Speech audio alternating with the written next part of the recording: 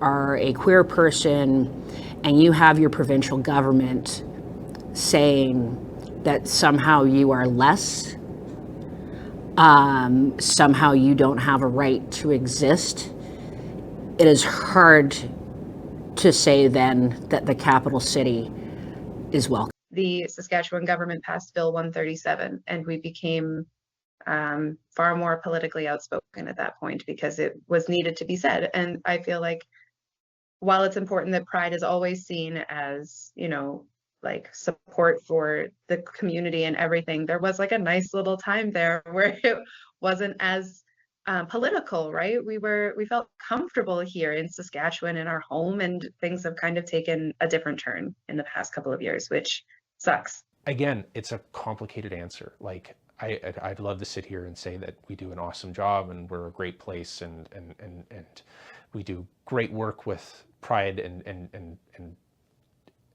queer identities on campus, but clearly that's been challenged in the last year. It's disappointing. I would describe Regina as a very tolerant community.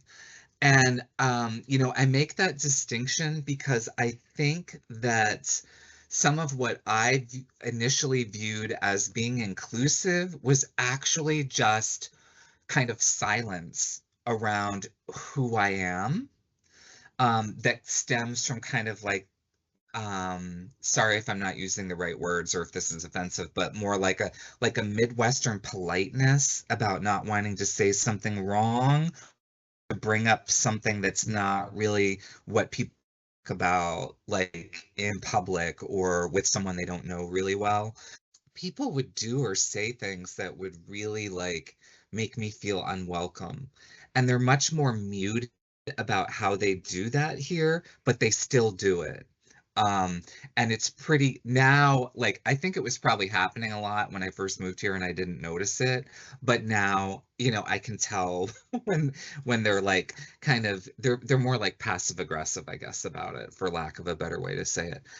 I think that people, we have more, I hate the word acceptance, but I'll use it. Um, I think that people don't see us the, well, I don't know how's the percentage. They don't see us as being what we were called before, perverts and pedophiles. We still are, but there's more people now that they are allies and they're willing to work with the community in that sense.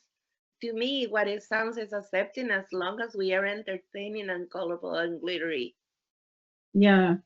Push come to shove, I don't think that they will be that accepting. Yeah. I don't know. I have my doubts. Yes. Because and that's what I think that the Pride Festival is doing.